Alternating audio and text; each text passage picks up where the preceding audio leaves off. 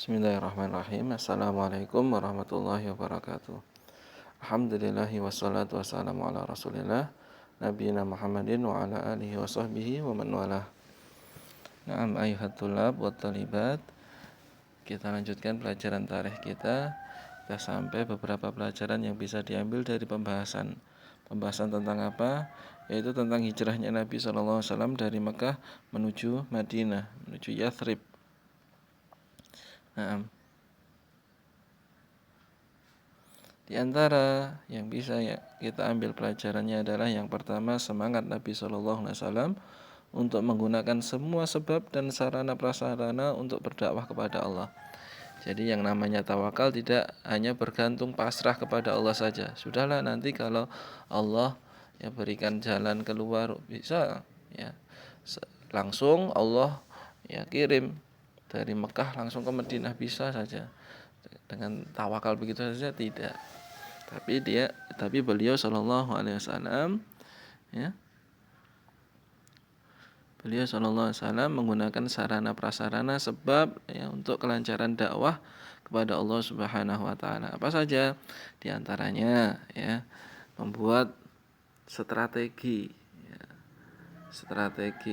atau rencana bagaimana bisa hijrah dengan baik tanpa sepengetahuan kafir Quraisy.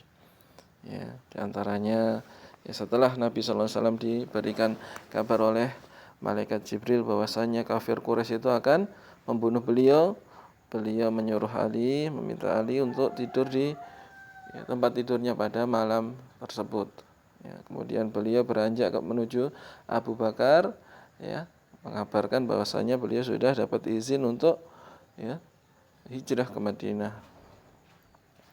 Mendengar kabar tersebut, Abu Bakar pun bahagia sampai meneteskan air mata, terharu bahwasanya beliau dijadikan sohbah, sahabat dalam hijrahnya Nabi sallallahu alaihi wasallam.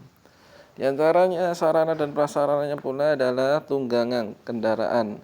Tunggangan kendaraan unta yang ditawarkan oleh Abu Bakar kepada Nabi sallallahu alaihi wasallam.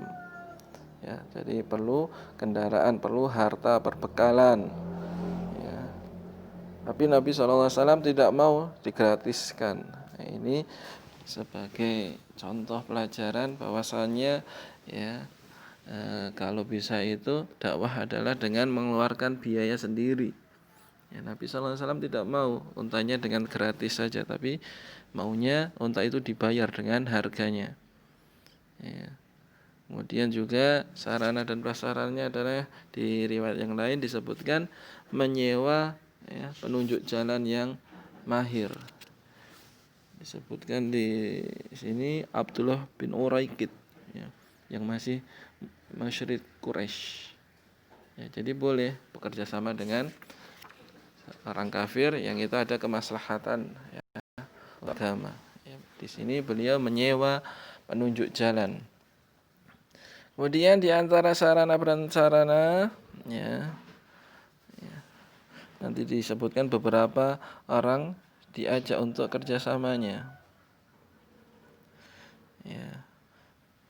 Di sini beberapa saja Ali bin Abi Thalib, Abdullah bin Abu Bakar, Asma binti Abu Bakar, ada Aisyah, ada pula di sini namanya Amir bin Furaihah maulanya, yaitu budaknya Abu Bakar radhiyallahu taala anhu. Mereka semua diajak melancarkan strategi yang Rasulullah SAW sampaikan. Nanti disebutkan Asma dan Aisyah radhiyallahu taala anhuma, beliau menyiapkan perbekalan, kemudian bekal tersebut nanti akan ditaruh di tas yang terbuat dari kulit. Ketika kulit tersebut tidak bisa ditutup, mencari talinya, maka Asma binti Abu Bakar ini berinisiatif ikat pinggangnya, entah itu dari apa, ikat pinggang dari zaman dulu itu mungkin dari pelepah kurma atau dari akar sebuah pohon, jadikan untuk ikat pinggang. Itu dijadikan dua, satu untuk mengikat tas yang isinya perbekalan, satunya untuk yang mengikat beliau, ya, sebagai ikat pinggang. Maka disebut dzatu niqat, dzatun niqatain atau dzatu niqat. Naam. Ya. Ini semua adalah dengan semua sebab dan sarana prasarana, ya, yang namanya ikhtiar, usaha tanpa pasrah begitu saja. Kemudian beberapa pelajaran yang bisa kita ambil adalah keberanian Ali bin Abi Thalib radhiyallahu taala anhu untuk tidur di kasur Nabi sallallahu alaihi wasallam. Ini mewakili, ya, para pemuda. Jadi dakwah itu perlu disokong, perlu disupport dari, ya, kaum mudanya, dari wanitanya, dari para orang-orang lemah, dari budak-budak dan seterusnya. Perlu support-support seperti ini. Ini menunjukkan keberanian Ali bin Abi Thalib radhiyallahu taala anhu untuk tidur di kasur Nabi sallallahu alaihi wasallam, ya. Kalau nggak berani, ya khawatir semua sudah mengepung di depan rumah Nabi sallallahu alaihi wasallam, ya, tapi Ali dengan keberaniannya menggantikan beliau, ya, untuk menipu, ya, untuk mengelabui orang-orang kafir Quraisy. Kemudian yang ketiga, para pemuda memiliki peranan utama dalam peristiwa hijrah. Nah, ini tadi Ali bin Abi Thalib tadi tidur di kasurnya Abdullah bin Abu Bakar. Nah, ini yang menyampaikan kabar-kabar apa saja yang direncanakan oleh kafir Quraisy. Pada siang harinya beliau di Mekah, pada malam harinya beliau di Gua Tsur, ya. Beliau menuju Gua Tsur.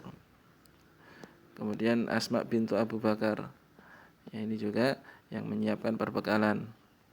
Kemudian tadi Ustaz sebutkan, ya, Amir bin Furaikah, Abdullah bin Uraikid. Nah, kalau Amir bin Furaikah, ya, beliau budaknya Abu Bakar disuruh untuk menggembala kambing di sekitar Gua Tsur.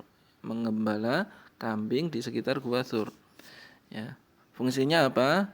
Fungsinya yang pertama, ya, menghilangkan jejaknya Abdullah bin Abu Bakar, karena kalau siang ke Mekah, malamnya ya, sampai kaum kafir Quraisy, ya, tidak melihat pada malamnya ke Gua Tsur. Nah, ini dihapus oleh gembalaannya, ya, budaknya Abu Bakar, Amir bin Furaikah. Nah, jadi Abdullah bin Abu Bakar, beliau mengkabarkan berita-berita yang, ya, informasi-informasi apa saja rencana kaum kafir Quraisy. Nah, kemudian yang keempat, keutamaan Abu Bakar radhiyallahu taala anhu, di mana beliau menggunakan harta dan keluarganya, jelas, ya, untuk berbakti kepada Nabi sallallahu alaihi wasallam di saat beliau berhijrah. Anak-anaknya, anak perempuan maupun laki-lakinya, ya, beliau perintahkan untuk bisa berbakti kepada Nabi sallallahu alaihi wasallam, menyiapkan bekalnya, kemudian juga, ya, semua harta yang beliau miliki, ya, siap untuk mensupport, mendukung dakwahnya Nabi sallallahu alaihi wasallam, hijrahnya Nabi sallallahu alaihi wasallam. Kemudian yang kelima, kuatnya keyakinan, dan keimanan serta ketawakalan beliau sallallahu alaihi wasallam kepada Allah Ta'ala. Ya, dan juga ini yakin dan iman serta tawakal. Bagaimana tidak ketika, ya, malam harinya berjalan di gundukan pasir dan bebatuan, ya, kalau tidak tawakal, tidak yakin terhadap Allah Subhanahu wa taala, pasti khawatir terus, takut terus, bahkan tidak mau, ya, berhenti saja berdakwah kalau tidak ada keimanan dan keyakinan, ya, beliau sallallahu alaihi wasallam. Kemudian yang keenam, pelajarannya adalah penjagaan Allah kepada nabinya dari tipu daya para musuhnya.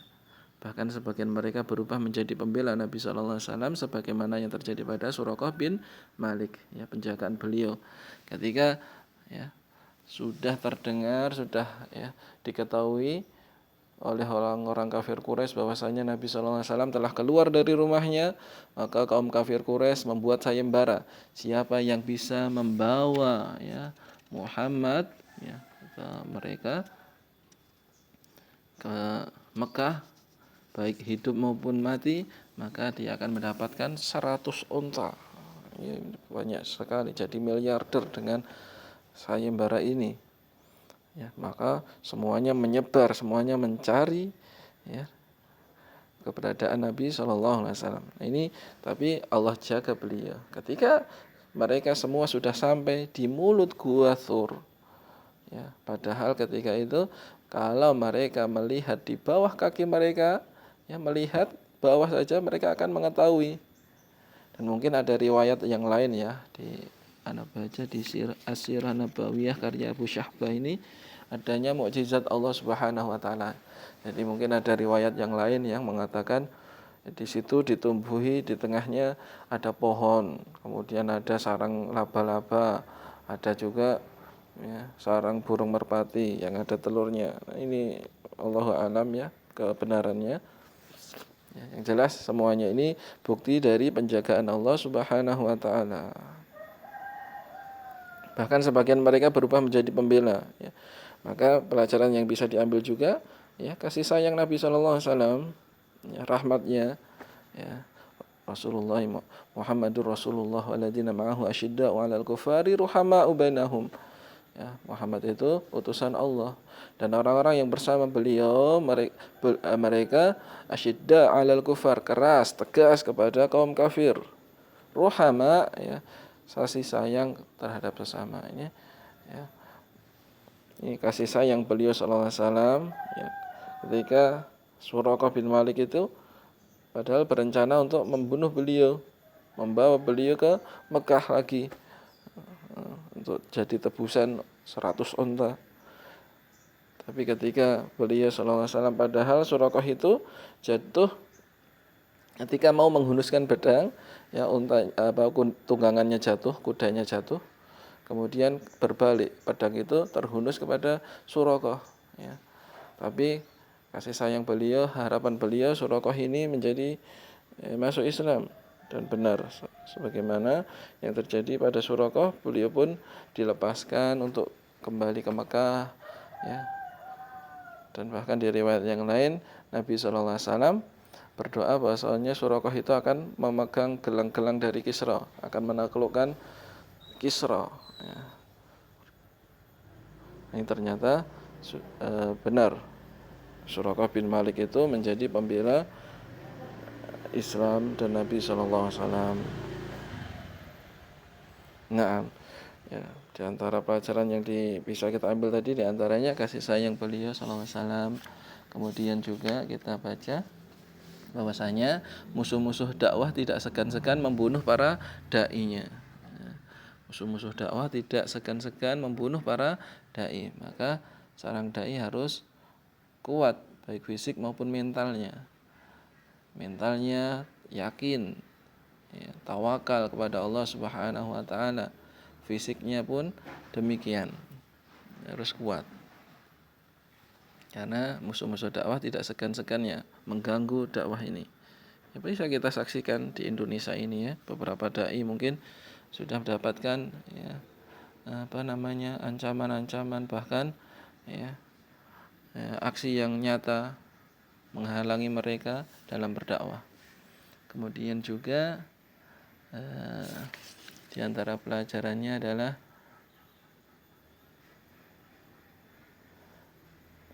bolehnya meminta bantuan kepada orang kafir yang bisa dipercaya. Ini tadi Anda sebutkan ya, beliau menyewa orang musyrik Quraisy yang masih musyrik ya disewa untuk menunjukkan jalan selama dia amanah. Kaum kafir tapi dia amanah. Itu boleh. Dan juga diantaranya adalah partisipasi para dai dalam pekerjaan-pekerjaan yang baik. Nanti setelah hijrah nanti akan datang pelajaran ketika beliau sampai di daerah yang namanya Kuba. Nah, beliau akan membangun masjid. Maka ini bisa diambil pelajaran bahwasanya partisipasi para dai itu dalam pekerjaan yang baik sangat dibutuhkan. Ya, jadi dakwah itu dengan hal dan dengan lisan. Dengan lisan kita memotivasi bahwasanya amalan-amalan ini pahalanya seperti ini. Ya, surga, ya, pahala yang banyak.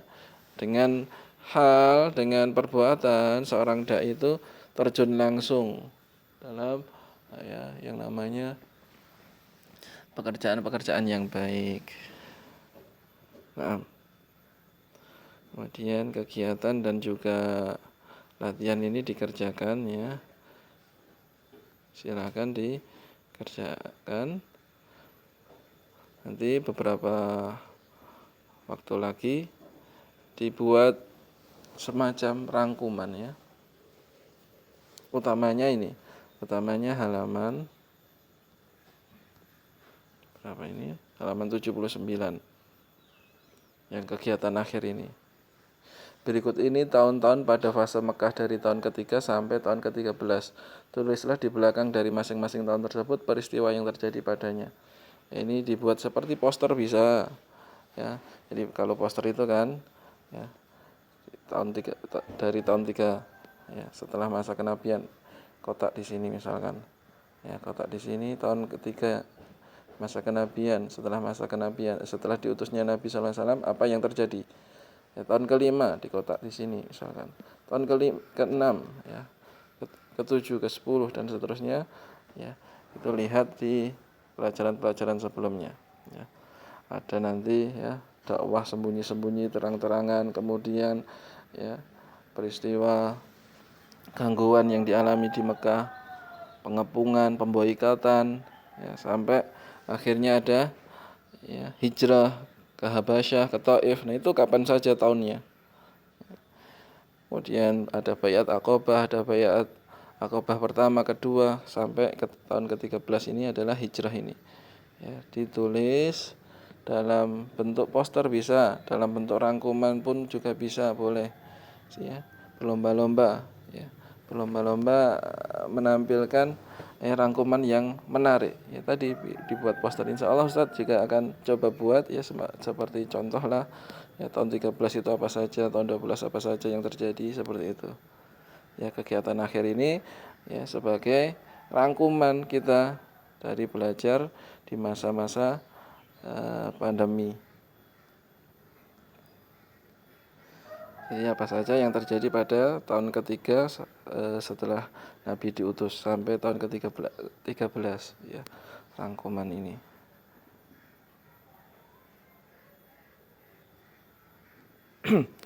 Ayuhatullah wa talibat. Kita lanjutkan. Kita baca saja dulu kegiatan dalam pelajaran ini. Perencanaan hijrah Nabi sallallahu alaihi wasallam terlihat jelas dan terlibat di dalamnya sejumlah laki-laki dan wanita. Tadi ya, Abdullah bin Abu Bakar, Ali bin Abi Thalib, ya, Abdullah bin Furaihah, Amir bin Furaihah, ya, Abdullah bin Uraikid, dan wanitanya ya Aisyah binti Abu Bakar dan Asma binti Abu Bakar. Tulislah pokok-pokok penting dari langkah-langkah perencanaan secara berurutan berdasarkan pelajaran yang telah kamu pahami. Kemudian tunjukkan di depan kawan-kawanmu. Ini tadi dirangkum dulu. Ya, tadi udah Ustadz sampaikan ya bagaimana kaum kafir Quraisy itu berembuk di Darun Nadwah, kemudian sepakat untuk membunuh Nabi sallallahu alaihi wasallam. Kemudian rencana beliau sallallahu alaihi wasallam ya nyuruh Ali bin Abi Thalib tidur di tempat tidurnya, ngajak Abu Bakar, kemudian menyiapkan perbekalan, ya, menyiapkan kendaraan, kemudian pergi ke Gua Thur, ya, tidak ke arah Madinah langsung, ke arah utara tidak, tapi muter dulu ke arah selatan. Ya, sudah kita sampaikan di pertemuan yang lalu.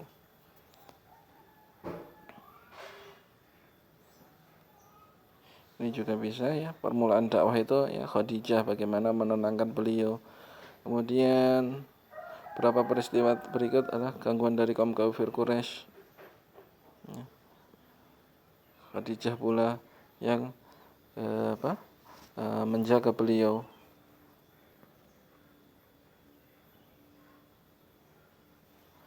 Kemudian di Baiat Aqabah ya, hijrah ke Madinah, ada Asma dan Aisyah radhiyallahu taala anhuma. Ini rangkuman-rangkuman ini ya harus diulang-ulang dari pelajaran-pelajaran sebelumnya. Kemudian latihan ini juga sebagai rangkuman kesepakatannya apa yang dilakukan oleh Nabi SAW dengan kaum muslimin Madinah pada Baiat Aqabah yang kedua. Nah, ini semuanya dirangkum, ya boleh dalam satu lembar seperti poster, ya. Jadi nanti ukurannya besar, nanti difotokan, ya. Dari latihan-latihan ini sebagai rangkuman, ya, yang jelas latihan-latihan di akhir-akhir ini sebagai rangkuman yang kita pelajari. Nah, insya Allah Ustaz, kita buatkan sedikit gambaran, nanti insya Allah bisa sebagai, ya, acuan dalam kita merangkum apa yang disampaikan di awal-awal. Nah, mungkin itu yang bisa kita sampaikan, ya, dalam pelajaran kali ini. Ada benarnya dari Allah Subhanahu wa taala, banyak khilafnya dari saya pribadi. Saya beristighfar pada Allah, astagfirullahaladzim. Subhanakallahumma wa bihamdika asyhadu an la ilaha illa anta astaghfiruka wa atubu ilaik. Assalamualaikum warahmatullahi wabarakatuh.